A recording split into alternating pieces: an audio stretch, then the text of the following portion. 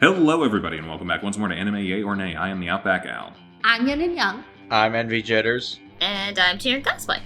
And we're back with more stuff from the DC animated universe, brought to you by Bruce Timm and Paul Dini and all this stuff. We watched Batman last week because that was the first one of this long-running shared universe that they created. This week, we watched Superman the Animated Series, which was our second one, and, I think we all generally know who Superman is. Have you guys seen this one before, or is this new to you guys? This is new to me. This is new. I've seen bits and pieces, but not nearly as much as I saw Batman. I'm kind of in the same boat a little bit. I do remember it, but yeah, I was always a Batman kid, I think. So this came out in '96, and we watched, again, we're kind of watching a smattering of a bunch of different episodes. This is one of the few that I actually wanted to be like, oh, let's watch the first couple episodes, because the first 3 episodes all kind of come together into like about an hour long movie, almost. I mean, it pretty much tells the origin story of this version of Superman, although I do have a big nitpick with the origin, but we'll get to that later. Okay. Yeah, we see him as a baby on Krypton, and the first episode actually almost entirely follows his dad, Jor-El, played by Shooter McGavin. And it's just, hey, here's how Krypton died, and then he gets to Earth, and then becomes Superman, and we kind of just establish all the major things. Superpowers, Lois Lane, Lex Luthor, Mom Pa Kent. I do have to ask the 2 comic book experts in the podcast. I know I know the most common origin of Krypton, of Superman, is that Krypton gets destroyed, which does happen. But was it always Brainiac that was involved with the Krypton's network, or was that just something they added for this show? No, I think this was added for this show as a means to get him into the plot faster. Brainiac is a computer program from, the word's difficult, Kalu? He's Kaluan? I think that's how I pronounce it. Because I know there's the character Brainiac 5, which is like a futuristic show. The futuristic character they sometimes bring back to the modern age. But yeah. I know Brainiac's like one of the top Mount Rushmore of Superman villains. Yeah, not Batman villains. So Batman could kick his ass. We all know that. Yeah, but yeah. So I thought that was interesting that Brainiac was the central computer of Krypton, and he purposefully didn't warn them about Krypton's destruction, and he's like, yeah, see you suckers. Yeah, he gives very HAL 9000 in this, which I do like. Yeah. Yeah, so we covered his origin with Last Son of Krypton parts 1 through 3, Mixie Spitlicht, which I had to include that because it's just silly. Gilbert Gottfried as him. Yeah. How did we feel about having a Yago as a Superman villain? It fits. It threw me off. I mean, he was a Hannah Montana villain at one point, so it You're happens. so right. I did not see that episode. I might have to go back and take another look. Yeah, we also hit Identity Crisis, which showed Bizarro, Ghost in the Machine, which was a Brainiac episode, Speed Demons, which was the introduction of The Flash, and The Late Mr. Kent, which actually had him really being an investigative journalist for once. Yeah. Yep. So, yeah, how did you guys like this? How did, actually, Cece, can we start with you? How did you, because is this your first experience with, Superman as an actual thing, or? Yeah. We're not going to count Batman v Superman again. Yeah, we don't have to. I did not care for it. Oh, okay. Wow. Oh. Elaborate. He's kind of too much of a goody two-shoes for me. Or would you say he's a big blue Boy Scout? Yeah. Which is literally something so many people have called him over the years. I like him there's a little bit of mental issues, Just a little messed up. Okay. Yeah. Didn't like a little emo or a little cranky. So you didn't like Batman v Superman, but you liked Superman in Batman v Superman. I was not paying attention. That's fair. Yeah, Envy, why don't you go ahead? I enjoyed this a lot. I did watch Batman, the animated series last week. I just couldn't make it to the recording, and I would give that a full yay too, just FYI. But yeah, maybe. But I will say this. maybe if I watched all the episodes back to back for both shows, I would probably like Batman more. But I think I enjoyed these episodes of Superman more than Batman last week. I think the stories were a lot more tighter. They told fuller, complete stories, and I do like Superman. Yeah, he's the typical Boy Scout, but keep in mind, Superman was like one of the first, if not the first, comic book superhero, and he was meant to be the beacon of positivity, like someone that anybody can look up to. So, that's just kind of the way that the character is. I agree with that. I don't know that I agree with you that Batman didn't have as complete of stories, but we can differ on that point. Yeah, I actually had the first 3 episodes of this, I actually had on VHS as a kid. And I did watch it a lot. I did like this. Again, watched Batman way more because it's Batman. But this, I really love this, like an origin story for him and like setting up who he is as a person and why he does what he does and all that sort of stuff. And there was a reason I kept like rewatching that VHS. The only thing I didn't like is that they completely skimmed over him finding the Fortress of Solitude. I was waiting for that. And it's like they didn't show him finding the Fortress of Solitude. Like that's like one of his big moments for him becoming a superhero. Like, yeah, they showed the recording of him with his parents, his birth parents, but like they didn't show him going to the Fortress of Solitude and him, putting on his costume for the first time. It's almost like the first Spider-Man movie with Tobey Maguire, where one moment he's preparing to be a superhero and the next moment he's out in the field already. So it's like I feel like we kind of missed a few steps. Okay, so fun fact about that one, and I don't have a way to confirm this, but I think it's the case. There was a trailer for before Spider-Man was really like fully announced to the public. It was a trailer about these guys robbing a bank, and they escape to the roof, and they get in a helicopter, and they fly off through New York City. Yeah, it was the Twin Towers. They get caught between the Twin Towers and a spiderweb, and then it zooms out. There's Spider-Man. It's speculated that was actually meant to be the reveal of the Spider-Man costume in that movie, but then 9/11 happened and Spider-Man came out a month later. So they couldn't put it in there because everyone was dealing with all of that. Yes.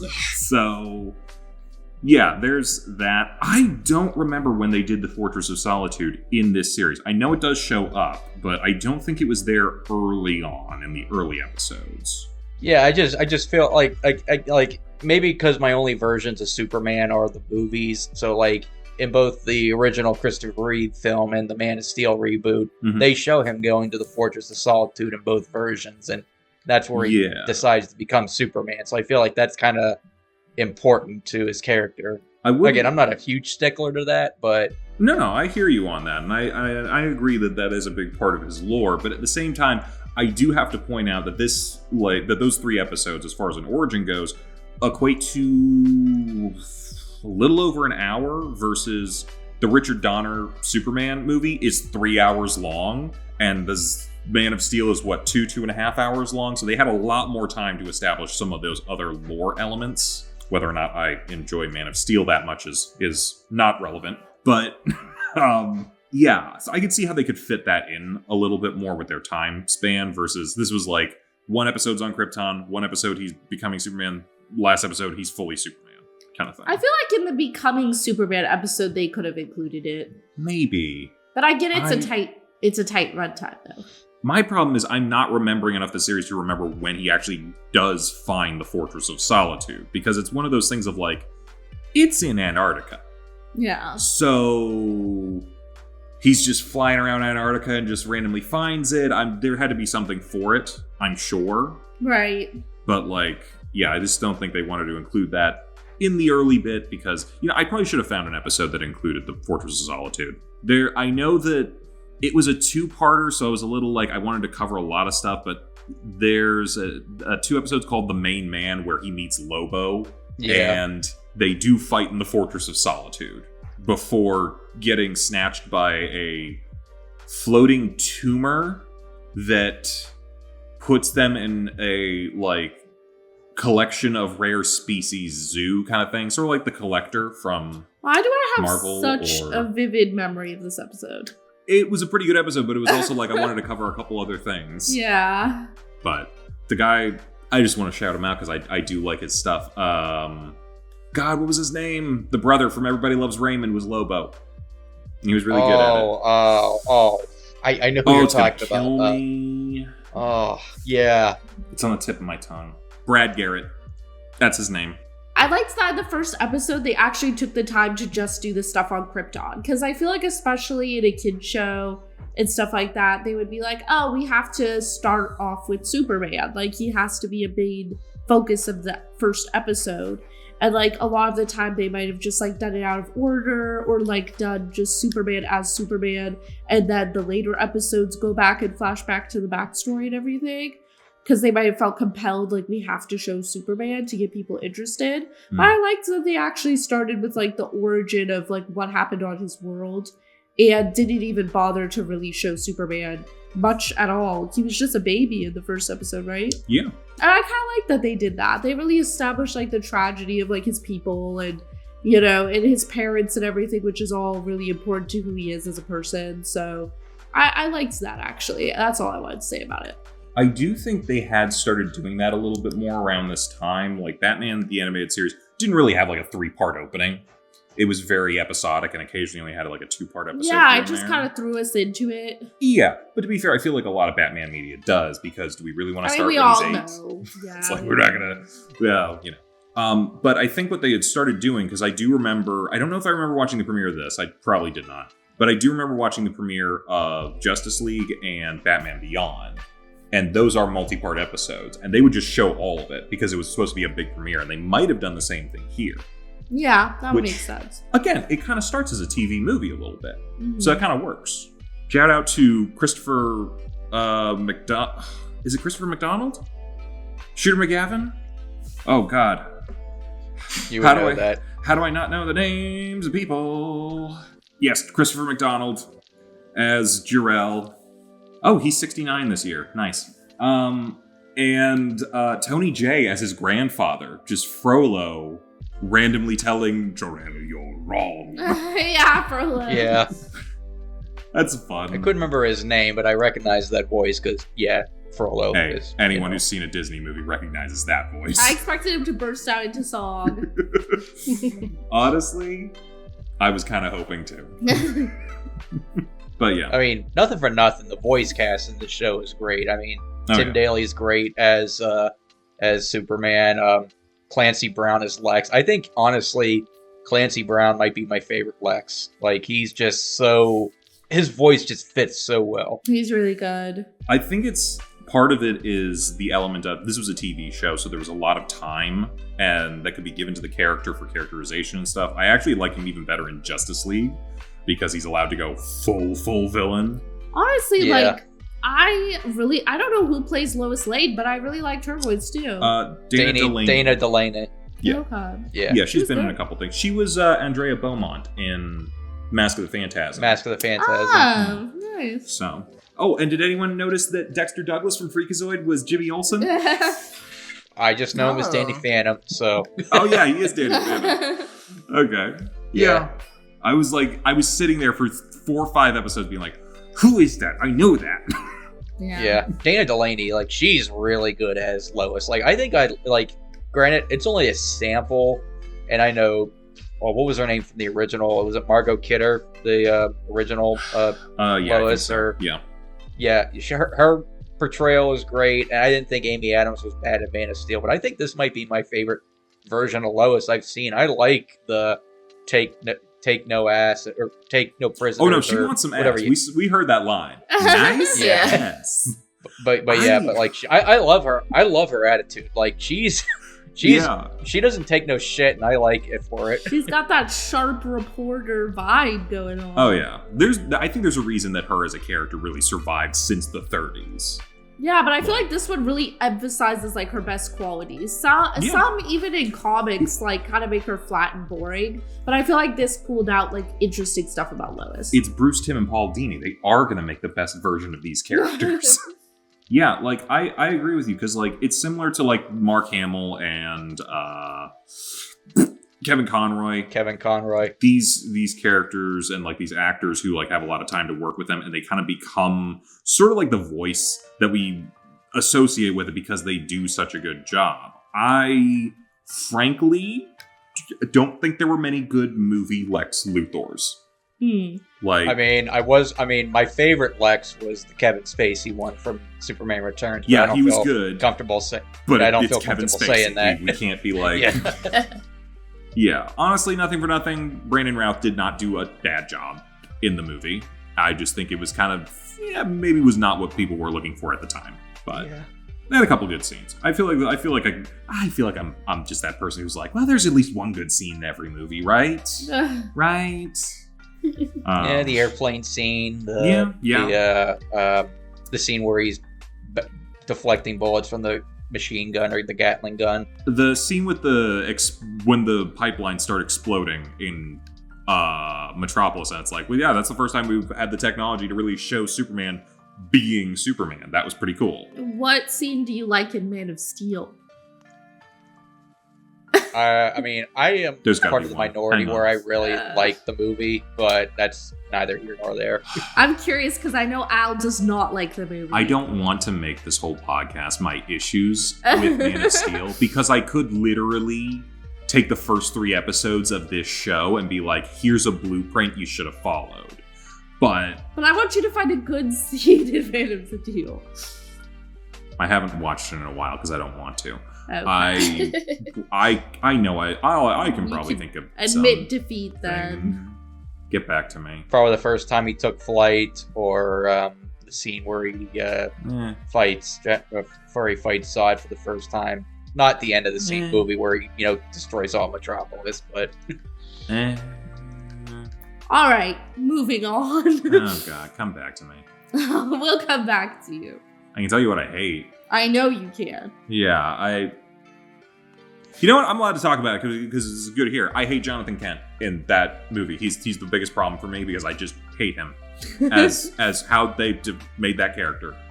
Oh yeah, it's like I'm purposely going to let myself die from this tornado just so you can't reveal your powers. Not what I'm talking about. Stupid. Very stupid, but I am a fan of horror movies and I can forgive stupidity. So my problem is that he's a terrible father and a terrible person. Because there is a scene, again, not dissimilar to in here, so I'm allowed to compare it here. Yeah, if you're comparing it, I think it's valid. Man of Steel has a scene where a bus that Clark is on as a kid crashes, falls off the bridge into a river, and he pulls it out. There's also a scene in this one. He hears something about to happen. There's going to be like a crash, and he rushes off to save the day. Aftermath of all that, because he saves the day in both of them. Good job, Clark. Actually, you know what? That's my scene. That's the one scene that's good. Okay, there we go. Young Clark realizing I have to say, not even thinking about it, he just goes in and he saves the day. Okay, that's fair. And I'll while I'm at it, there's one good scene in Batman v Superman. It's the very beginning where Bruce Wayne is running towards the cloud of dust. That was a good scene. Yes, that is a Batman moment, and I love it. And he did have a good fight scene, but number one scene for me is him running towards the thing when everyone else runs away. Like, that's Batman. But my problem is the aftermath of these saving people scenes. You got in Man of Steel. What does Jonathan Kent do? He's like, you shouldn't have done that. Like, what are you doing? He's like, what should I have done? Let him die? He's like, maybe. It's like, fuck you. You don't tell your kid that. You don't tell someone that. That's not, no. But what happens in this one? His parents are supportive and caring, and they love him. And and anytime he comes to them with a problem of like, I don't know, I don't even think I want to be Superman or anything. He's like, hey, no matter what, you're our son. You're Clark Kent. And you're a good person. And if you end up being Superman from time to time and helping out, that's fine too. But hey, no matter what, we love you. And that's it. Like, these parents are so good in this show. And I love Ma and Pa Kent because they are the core of what makes Superman Superman. Man of Steel. Fuck you, Man of Steel. Fuck you, Jonathan Kent. Fuck you, Kevin Costner. The mom didn't really do anything bad, I don't think. I'll give her a pass. Yeah, no, Martha Kent was alright. Why did you say that name? Save Martha. Anime yay or nay where memes go to die. Alright, rant over. What else? What else we feeling? What else we got? The Hawk Tuah girl is on some shit, so maybe we can kill this meme next? I only have now learned about that, so I don't feel like I have a room to comment very much. Boy, I'm glad that you. I want to go to that rock where you were all year. Yeah, I only recently learned about meme coins and pump and dump schemes, so. Yeah. Oh yeah, you're yeah. Anywho, Superman. Yeah, Superman. Superman. I feel like we covered the origin. I think it's a very good origin. I like, again, the setup for everything, Lex and his scheming, and it's actually like, I'm actually enjoying watching this again as an adult, because when I watched this, I was 7 and didn't understand like a lot of the actual conversations that were happening between like Jor-El and like a lot of the other people on Krypton, or what Lex was doing. Like, you know, he's the bad guy. He is so coded to be the bad guy on screen. Yeah. But I was like, I didn't know what they were talking about with like, the ship is a thing, is a blah, blah, blah. And that's like, actually, I do like that they kind of like to expand the lore in this show a little bit with like Kasnia, which is a thing in the DC universe. It's kind of just a stand-in for any enemy nation, more or less. But, you know, that's good because that does come up later in Justice League and a number of other places. Yeah. But I mean, nothing for nothing. I do agree that, you know, the conversations are a lot more mature than you would expect in a kid show. Yeah. I did have to suspend my suspension of disbelief a little bit because, yeah, Lex is, you know, practically owns the city through LexCorp, but like there are certain things where he should have gotten arrested, like the whole scene where he purposely fires rockets at the building to test out his anti-missile defense system, and it didn't work. And he was lucky Superman was there to save the day. Otherwise, everyone would have died. And he just gets away. It's like, yeah, whatever. It was a misfire. It's like, motherfucker, you should be charged for attempted homicide or at least terrorism. I don't know. And endangerment. Yeah, endangerment. Sorry, I think the legal term is gross negligence. Yeah. It is a little crazy watching this in a post 9/11 world. Yeah, it is. Yeah. Honestly, nothing for nothing. These shows, like, we talk a little bit about how they're like much more mature and they like cover a lot of subjects. Like, I didn't talk about last week how there's an episode that we watched of Batman where they are explicitly saying this is a drug dealer. He has crack houses. Like, this was rated Y7, right? Like, we're talking about this if I could. Damn, the 90s were wild. True. Nice S.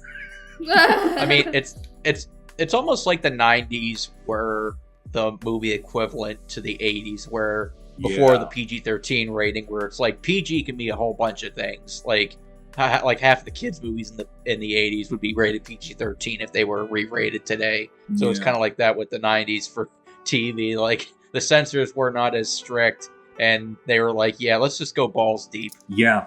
Honestly, you could use the term balls deep. Yeah. So, but yeah. I feel like we should talk about some of the other episodes a little bit just to get, because like, good origin story, but there was a lot more here. Yeah, the Mitzi episode was funny. I mean, just seeing Superman troll Mitzi the entire time for 20 minutes, that was great. It is good because we also get to see like a little bit of like another side of Superman that people often don't look at. I feel like a lot of people look at Superman, they're like, well, he's tough and dumb, and that's his thing. If you're super strong, you're not smart. But like, he's actually pretty smart. Like, he actually is a good reporter and an investigator. And he like actually figures out how to like immediately trick this admittedly stupid interdimensional being. Yeah, I don't think Superman's a himbo. Yeah. He's not dumb enough to be a himbo. I think you might like when we get to Justice League. Flash is very himbo, despite also being he's a genius who's also simultaneously dumb. I have things to say about Flash in this show, but we'll get to that. Yeah, we'll get there. But I also like to know how the hell did Mitzi basically pull a Jessica Rabbit with his wife or girlfriend? Like, what did she see in him? He makes me laugh. Good for them. He literally spends like a whole calendar year trying to trick him, and it's only 3 months. Like Remember, we went from fish to pants. Yeah. Yo, what was that canister? What? Hey, he lives in the 5th dimension. We can't even conceive of a being that lives in that. Time doesn't mean anything other than pants. That's fair. I do like that we also learned how Superman shaves. Yeah. So that's Yeah. Good detail. Yeah. Yeah, that was cute. The Bizarro episode, I think, was really good because, like, it kind of. I feel like I do this a little bit with some of these episodes. I'm trying to stagger like the ones that are more dramatic with ones that are a little more comedic in that. So we went from like Mixie Spitlick, which is a very comedic episode, and I just want to point out I love how at the end he's just like, yeah, do whatever. I'm done. This is annoying. I've never seen Superman just over it. But yeah. But then we go to Bizarro, and it's tragic. I love Bizarro. Yeah. Like, I don't know if you've ever read Red Hood and the Outlaws, but I like his little team with Red Hood later on. I've seen some of it. I think he's such a good character.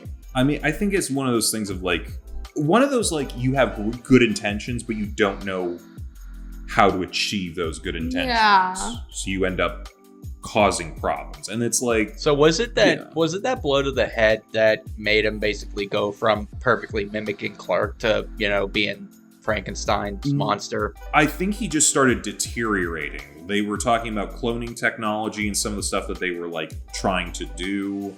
And it's not human DNA, which would have been what most of this cloning stuff was based on. So likely it started out fine, but just over time started deteriorating.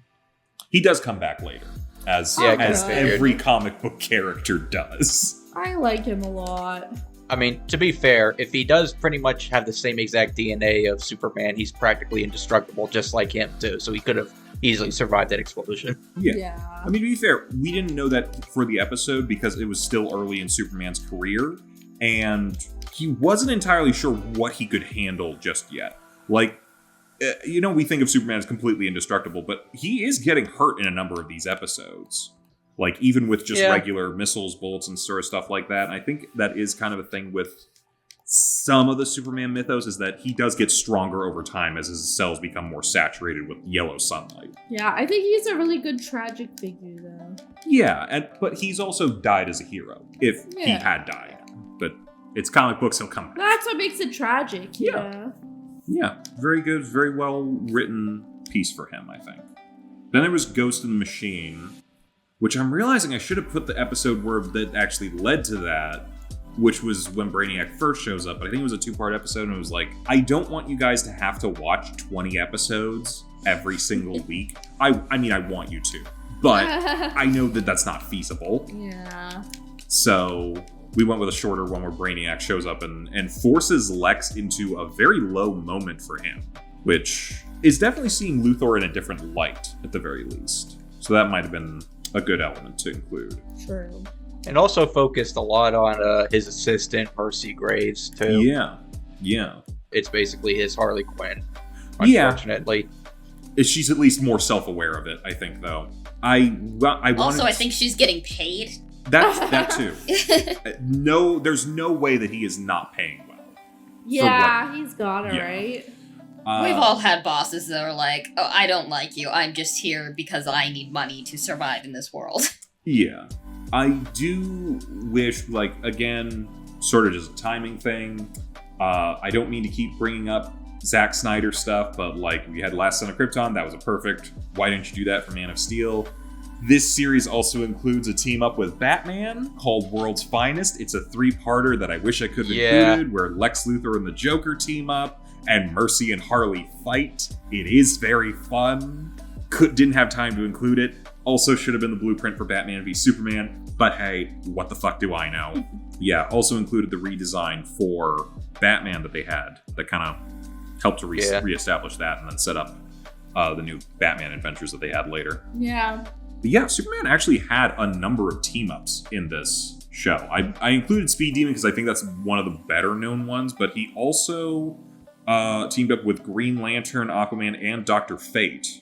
The Dr. Fate one was actually cool because the Daily Planet got taken over by Cthulhu. Nice. But again, multi-part episode, I didn't have time.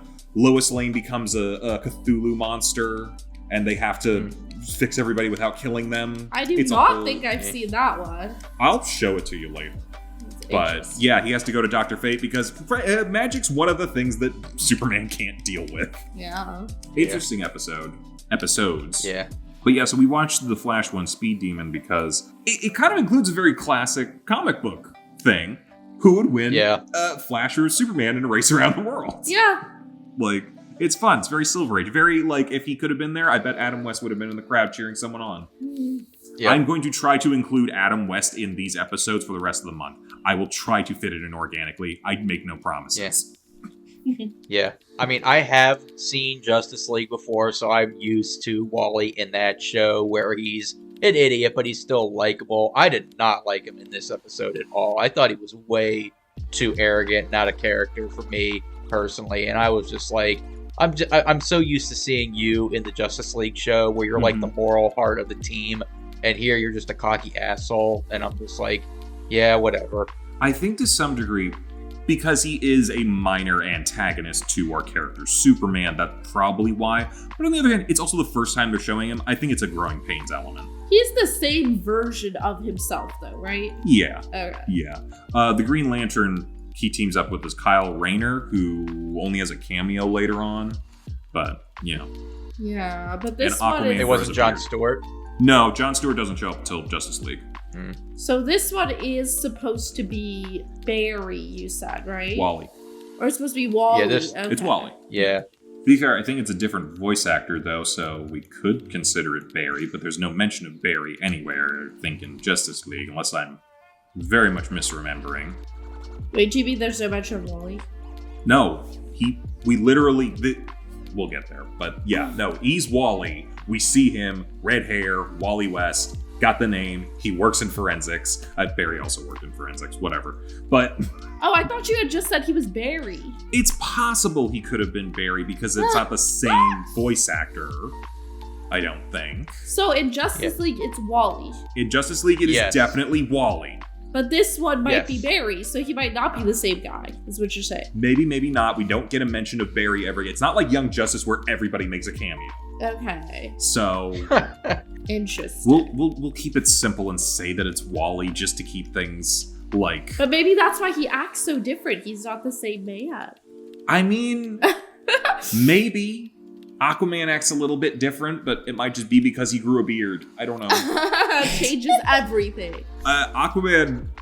I did not include an Aquaman episode for Justice League, but like there's like classic Aquaman, which is the style that this Aquaman was in. And then there's like more modern, pre-Jason Momoa, but like more modern Aquaman where it's like, no, I'm a fucking badass. Fuck you. And that's what they do for Justice League. Okay. I'll just spoil this because the episode's not in there. His brother Orm, Ocean Master, ties him and his baby son to... I think like in a volcanic vent or something that's about to explode. He has to get out of it. He cuts off his own arm to get him and his son out of there, and then has to have a hook for the rest of the series. That's the kind of Aquaman he is. Oh yeah, these shows do not shy away from shit. People straight up get murdered in some of these shows. It's easier when Superman's flying around deflecting bullets to not get murdered, but not everybody's gonna have that. Actually, the last episode, The Late Mr. Kent, we literally saw a guy's execution. True. Yeah. Like, this goes to some dark places. Yeah, an innocent man nearly died. Oh, yeah. And then, because that's the whole point of the episode. Clark is literally trying to be an investigative reporter and stop a man wrongly convicted for death row from going to the, I guess, poison gas chamber. Yeah. And then there's police corruption, car bombs, arson, a bunch of attempted murders. Like, honestly, nothing. It felt, I feel like I said to you while we were watching, you know what he needs to do? He needs to call Batman. Like, he should be like, this is right up Bruce's alley. Did they meet yet? Did World's Finest happen yet at that point? I think maybe. I think Late Mr. Kent was a little bit later on in the series. I might be wrong, though. I know they'd already met by the time Darkseid shows up in the series. Yeah. But... Because I forget what episode it was, but one character said, I hope you're a lot better than the freak in Gotham. So that was in the first episode. We have to acknowledge that. Yeah. Like nothing for nothing. Again, love the parents. I mean, I guess going back to CC, I know you're not a big fan of Superman the character, but what did you think of the episodes as a whole? Did you find any enjoyment, or was it just kind of like, oh boy, I'm just lazily wasting 2.5 hours of my life? It wasn't that bad, but yeah, not really my thing. It had its moments. I'm thinking maybe I should have included, there's a character, a villain named Livewire, who's like a shock jock DJ on the radio who gets electric powers and can electrocute Superman because he doesn't do well with electricity. Maybe that would have been more up your alley. She feels very Jinx-coded. Oh, That's fun. Yeah. And I think there's actually a later episode of the new Batman and Superman adventure stuff. She not hooks up. I wish. She teams up with Harley and Ivy, and Supergirl and Batgirl team up to fight them off. well, that's fun. Yeah. It's because literally everyone's out of town. Oh yeah, that reminds me. I forgot to ask this question. I know, I won't spoil it, but I know the backstory of Kara and why she becomes a character. But they showed Crypto in the first episode. Does he show up in the show? I want to say yes. I believe so. Okay. Because I'm trying to figure out how he survived, because, there was only one pod, and, well, Clark was the only one in it. Yeah, man, great question. Don't know. We did get a cameo from Streaky the Super Cat, who I don't think becomes the Super Cat in this series. Oh, What was the cat? Streaky? Am I the only one who watched Crypto the Super Dog? I guess so. Yeah. Because I know all about Crypto, but who the hell is Streaky? He's an orange cat with a streak on his back. That Wait, was literally is he comics accurate? Is he Yeah. real? Oh Yeah. my god. I think there was a situation of like, you know how sometimes like a superhero with superpowers gets blasted with radiation next to someone without superpowers and they suddenly get their superpowers? Okay, how do I know about BatCal, but I don't know about Streaky the Super Cat? Because you like Damien. What is Are going on? you a big Crypto the Superdog fan? I think it's because I'm more into Bat Family lore. You realize that Superman has as many pets with superpowers as Batman has bat pets, right? Oh my god, I shouldn't be surprised. I think he had the dog, he had a cat, I think he had an eagle, a horse, and a couple other things. You know Jesus. what I think He's would on be- a farm. Like, you know That's that. true. He Oh, is that's on a fair. farm. But what I think would be okay. cool nowadays. Okay, is- I looked it up now. Yeah, the Kents do have a cat, but I never heard of Streaky the Super Cat Yeah, before. like- Okay, watch Crypto the I Super feel Dog. like It was actually a nobody pretty likes- decent Nobody show. likes Streaky. Streaky was fine. He was a little bit annoying. He was the sidekick who had to learn, get better, and they didn't have a Supergirl for Crypto to do. You know what? I'm not getting into this. You should watch the show. It was actually a Do decent you show. stand You know what? Streaky? I stand Crypto the Super Dog. It was a pup named Scooby-Doo for superhero shows, okay? Did you watch the movie that came out a couple years ago? I did not. I probably should. Keanu Reeves was Batman. But do you know what I think they should make? I think they should make a Super Sons TV show based on the one run that was I don't know how many years ago, 8 or I'd be 9 down years for ago it. or something. I think that'd be fun. I think that'd be really fun. It was a very good run. Can we include Streaky and BatCow? Sure, throw them in there. Let everybody know about Streaky. You know what? People know about Streaky. Streaky fans, get in the comments. We should do a poll, Streaky or BatCal. Oh, you don't want this smoke. Vote BatCal. You're saying cow, right? Like moo? Yeah, like moo, Yes. like a cow. That's- Yes, in one of the comics, Batman has a pet cow. Damien rescued a cow from a slaughterhouse when he decided he wanted to be vegan, and the cow had a brown spot mark across his face that looked vaguely like the bat symbol. So he's like, "You're Bat Cow. This is Bat Cow. He's going to live here in the cave with us." We love BatCal. That is so funny. I'm voting for Bat Cow. Nothing for nothing. Vote for BatCal. Okay, fine. You know what? Bat Cow being an emotional support animal does help. Even Batman loves Bat Cow. Okay, Right? fine. Bat Cow wins. BatCal wins. But do not sleep on Crypto the Superdog. It was a good show. Where were we? No. I asked the question about freaking Crypto surviving Krypton's explosion, and it led to Bat Cow. I don't know how he did it here. He did it. All Dogs Go to Heaven, which I guess is the Fortress of Solitude. I don't know. I had fun. I had fun rewatching it. I feel like I'm going to have fun for the rest of the year, which is always a good thing. Because these shows are good. I think overall, Batman the Animated Series is still probably the best of all these shows that we're going to watch. But there might just be a bias there because I really like Batman. I do too. Yeah. I mean, I like Batman more than Superman too. But yeah, I do like Superman. I would say in the hierarchy of my favorite superheroes, Superman's probably my fourth or fifth favorite. Like, number one and number two is a tie between Spider-Man and Batman for me. I can't choose. And then number three's probably Captain America. And then number four is Danny Phantom. So maybe Superman or Danny Phantom, one of the two. So I do like Superman. And I do wish Superman got more attention than, Batman, because, Batman's everywhere nowadays and he usually gets pretty decent movies and video games, while Superman is, hasn't had a really good game ever.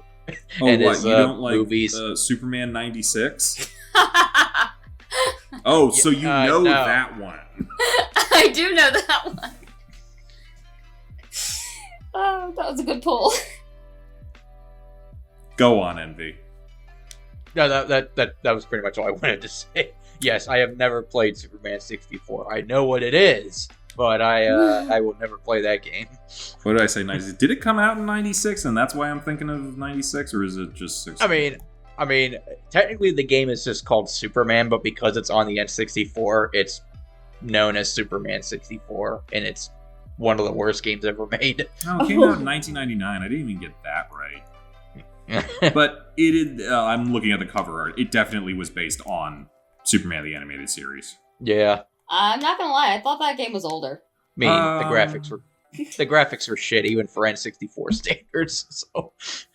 Yeah. Oh, I guess I do have one more question for you, Al, since you probably know a lot more behind the scenes stuff. Maybe. Did they ever say why Tim Daly didn't come back for Justice League and he was replaced by George Newbern? I think it was a scheduling conflict. He's like some other people who have done this. He's like an actual does live action work a lot. I know one of his more recent ones was Madam Secretary, where he played the husband. Yeah. I think it was just a scheduling conflict, and he wasn't able to come back, unfortunately. Yeah. I know he did come back for some of the later animated movies that came out after Justice League and Justice League Unlimited. So I think, what was it, Superman and Batman Public Enemies? Or something like that? Yeah. Him and Kevin Conroy were the dynamic duo there. I'm pretty sure Clancy Brown came back as Lex Luthor. And he was nutty as hell in that one. Well, I mean, he was the president, so... Oh, yeah. He was the president with a battle suit. Fun stuff. Anything else to go over here, do you think? Anything else anyone wants to cover? Was it the same composer as Batman, or was it different composers? Yeah, Shirley Walker, who I might be wrong for some of I know she did Batman, Superman, and Justice League. They might have had a different composer, I think, for Batman Beyond and Static Shock, because the music style was different. Yeah. I'm gonna double check that when we get to it, but yeah. I think she does an amazing job in anything she does. Because it kind of both evokes a lot of the original scores and a lot of the themes that were from previous versions, while still making it very new and kind of her own. So I mean, rewatching the Steven Spielberg shows from September and now this, the 90s were a golden era for Warner Brothers music and TV shows. Oh yeah, absolutely. I'm just gonna wrap this in the final thought. This is a yay for me. I feel like I'm gonna be a full yay for every show this month, because this is just that I wanted to do this. But yeah, I think this is like Batman the Animated Series. This is my Superman. This is the Superman I think of whenever I think Superman. What's the best version? It's we're gonna take all the best versions from the comics. We're gonna distill it into this one show, and that's Superman. I like it.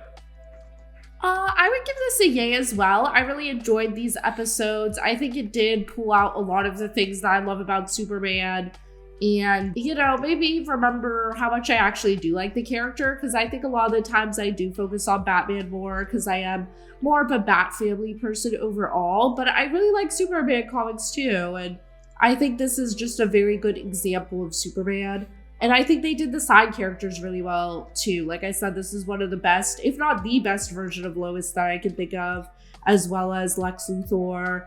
I would like to, you know, watch some more of the episodes, even just randomly, you know, it doesn't have to be in order, just to see like the other versions of the side characters and Superman's villains. So I really enjoyed this. I'll give it a yay. Plus, you know what else you want to see? That nice S. Yeah, I was a full yay last week for Batman the Animated Series, and I'm a full yay too. Like, I really am pissed off at myself that I never watched these shows as a kid.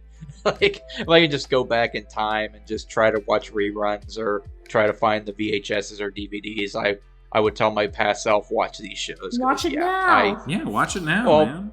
I know, but I'm just saying, like, if I could have went back and watched them as a kid. Yeah. So, yeah. I mean, my orbit was basically Nickelodeon and Cartoon Network and PBS. This was on Cartoon Network. Like, I never saw them on Cartoon Network. You gotta watch the Toonami blocks. Yeah, but anyway, yeah, it's a yay. Yeah, I'll give it a yay. I guess maybe a light yay. There's nothing wrong with it. I've got no complaints. It's just not really my taste. I like things a little more edgy. Well, if you like edgy, boy, have I got good news for you, Cece. We're about to... Hey, did you like Harley Quinn from last week? Yeah. Okay, that was an original character created by Bruce Timm and Paul Dini. Interestingly enough, next week we're following a character who was also created by Bruce Timm and Paul Dini, Terry McGinnis, in Batman Beyond. Teenage Batman. You want to talk about angsty? I think you're gonna love this next one. I love it too. Well, you know, I'm gonna say my opinions, but like, I've already said them. You're gonna love it all. But yeah, so Batman Beyond next week. Let's see what Gotham looks like 50 years in the future, or 25 years from now. Wow, we're almost there. Ugh. Yeah. Hey, this year is the 25th anniversary of it. Yeah. So, Yep. Good on that. Well, come join us for that and the other shows we're going to be watching for the end of the year. We'll see you guys next time. Bye-bye, everybody. Bye. Bye-bye. Hey, thanks for watching, and if you haven't already, be sure to subscribe and ring the bell icon for notifications. If you enjoyed this video, give us a like, and if you haven't already, check out some of our previous episodes, our daily gaming videos, or our parody series Madoka Magically Abridged. See you next time!